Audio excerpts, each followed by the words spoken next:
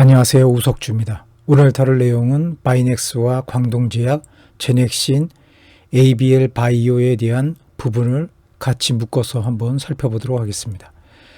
부제로는 바이오 의약품 위탁 생산 관련 뒷이야기입니다. 핵심 요약 내용으로는 첫째, 바이넥스의 지분 구조 분석입니다. 두 번째는 바이넥스와 광동제약, 제넥신, ABL 바이오의 차트 및 실적 체크를 해보겠습니다. 세 번째는 네 회사와 이혁종 대표의 관계에 대해서 살펴보겠습니다.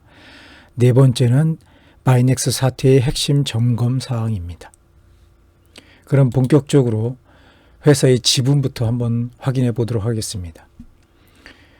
2020년 3분기 보고는 2020년 11월 12일에 공시된 내용을 기본으로 살펴보도록 하겠습니다. 제일 많은 주식을 가지고 있는 부분은 바이넥스 홀딩스라는 회사로 9.45%를 가지고 있습니다. 이혁종 현 대표가 0.41%를 보유하면서 총 지분율은 9.86%입니다. 여기서 살펴볼 것은 바이넥스 홀딩스입니다. 회사에서 밝힌 바에 의하면 특수관계자 부분에서 회사의 영향력을 행사할 수 있는 기업의 유의적 영향력 행사 기업으로 바이넥스 홀딩스를 보여주고 있습니다. 그러면 바이넥스 홀딩스는 어떤 회사인가 라고 살펴보면 이혁종 현 대표가 47.77%를 보유하고 나머지 주주들이 지분을 가지고 있는 형태의 회사입니다. 이런 식으로 따져봤을 때 이혁종 현 대표가 순수하게 가지고 있는 지분율은 4.92%이고 실질적으로 행사할 수 있는 것은 9.86%라고 보면은 확실할 것 같습니다. 여기에서 주목해야 될 것은 모든 부분들이 바이넥스 홀딩스와 이혁종 대표로 집중되고 있는 바이넥스라는 회사의 지분이지만 간과하지 말아야 될 것은 KD바이오 투자조합 1호와 광동제약이 가지고 있는 지분입니다. KD바이오 투자조합 1호가 갖고 있는 3.78%와 광동제약이 가지고 있는 1.23%의 지분입니다. 이 두 지분을 합치면 5.01%가 되는데 이 두 회사는 광동제약이라는 회사로 묶을 수가 있겠습니다. KD바이오 투자조합은 광동제약의 자회사 또는 손자회사로 분류할 수 있을 만큼 많은 영향력을 갖고 있는 것이 광동제약이기 때문입니다. 광동제약이 KD바이오 투자조합 1호의 78% 정도의 지분을 가지고 있습니다.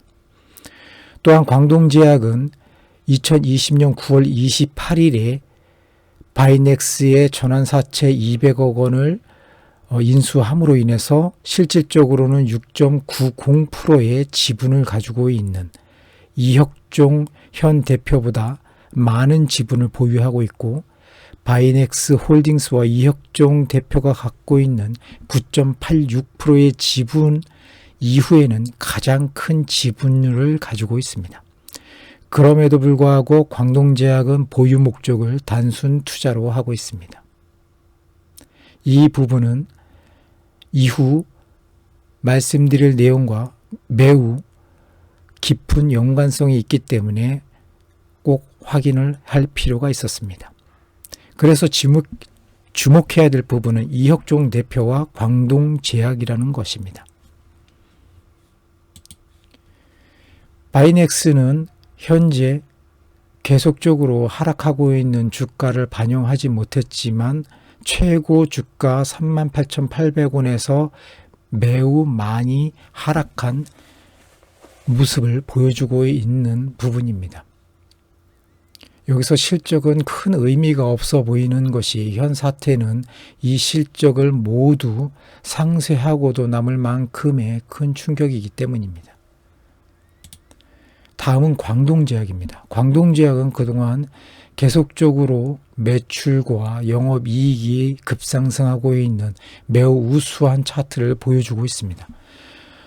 더군다나 최근에는 주가까지 굉장히 많이 올랐다가 일부 하락하는 모습을 보여주는 우량한 회사로 보여집니다. 그러나 지금까지도 광동제약이 바이넥스 사태와 직접적인 관련성이라든지 어떠한 형태의 부분이 문제가 되고 있는지 인식이 없는지 회사의 주가는 큰 변동이 없는 상황입니다.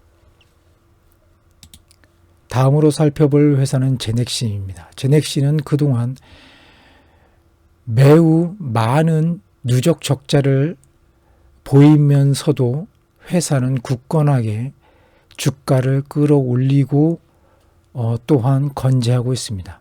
시총 기준으로는 2조 3,500억이 넘는 엄청난 시가총액을 보유하고 있으며 코스닥 총액 상위도 12위에 랭크되고 있는 큰 회사입니다. ABL 바이오도 단연간 영업 적자가 누적되고 있음에도 불구하고 코스닥에서는 55위라는 시총을 보이고 있고 시가총액이 9,400억이나 되는 회사입니다. 이 네 회사가 어떤 식으로 연관이 되어 있는지 구체적으로 한번 살펴보도록 하겠습니다. 바이넥스는 전환사채 380억 원을 발행을 했습니다. 이 회사가 발행한 전환사채 380억 중에 200억 원은 광동제약이 인수를 했고 나머지 180억 중에 일부를 제넥신, 나머지 일부를 ABL 바이오가 인수를 했습니다.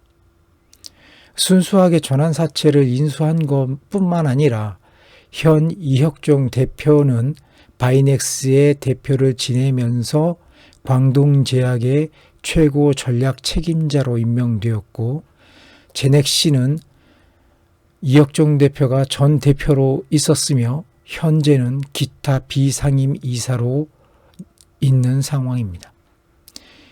ABL 바이오는 주요한 고객사로만 나와 있지만 ABL 바이오의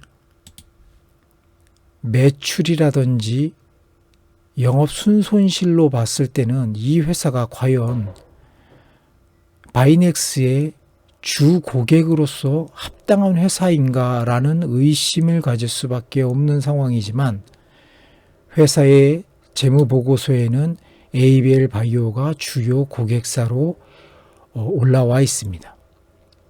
여기서 드는 의문점은 이것입니다. 바이넥스와 광동제약, 제넥신, ABL 바이오는 전환사채 인수 및 이혁종 대표의 기타 비상임이사 선임, 최고 전략 책임자 선임에 대해 왜 공시하지 않았을까입니다.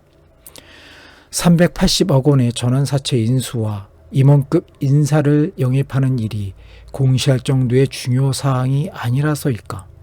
위인 네 회사에 투자하고 있는 투자자라면 반드시 확인이 필요한 사항일 듯 싶습니다.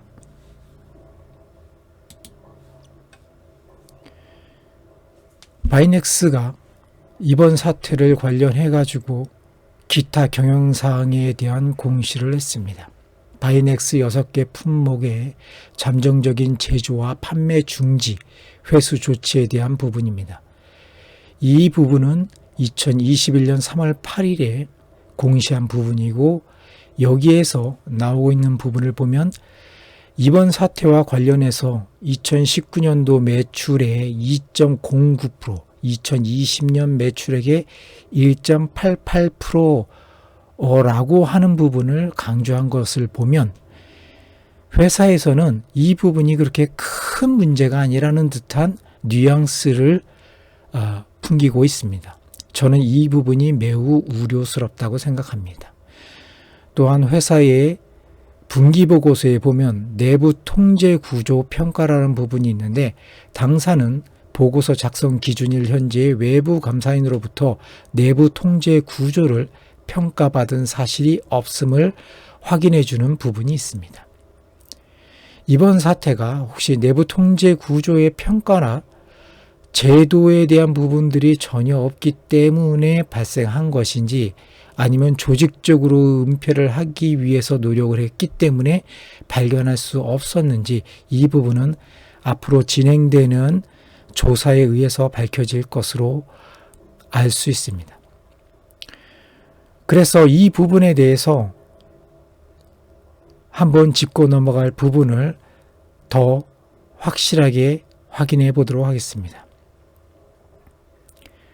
본인이 생각하는 문제점일 수도 있고 확인할 사항일 수도 있겠지만 7가지 정도를 한번 요약해 보았습니다. 첫째는 바이넥스 사태의 핵심은 매출 1.88%, 잠정 제조, 판매 중지 및 회수 조치가 아니라 의약품 제조 과정의 불신에 있다는 것입니다. 둘째는 본사 차원의 조직적인 제조 용량 조작 지시를 팀장 단독 행동으로 몰고 있다는 것입니다. 셋째는 매출 1.88%는 수면 위에 있는 빙산의 일각일 확률이 매우 높다는 것입니다. 넷째는 제약회사의 불신은 식품회사의 불신과는 비교할 수 없을 정도로 그 위중함이 크다 할 수 있습니다. 다섯째는 누구의 지시로 왜 이런 상황이 되었는지 반드시 확인해야 한다는 것입니다. 여섯째는 투자자라면 회사의 존망이라든지 거래 정지, 상장 폐지에 대한 대비책을 반드시 강구해야 한다는 것입니다. 일곱째는 바이넥스에 관련 회사에 투자하는 투자자로서 이해득실을 살펴 리스크 관리를 반드시 점검해야 합니다. 위에서 언급한 4개의 회사에 투자하고 있는 투자자라면 바이넥스 사태와 관련해서 이 4회사가 갖고 있는 리스크가 어떤 것인지 살펴볼 필요가 있다는 것입니다. 모든 투자에 대한 책임은 투자자 본인에 있다는 부분을 명심하시고 이 부분은 좀 더 꼼꼼하게 확인하는 투자자가 되시기를 바랍니다. 감사합니다.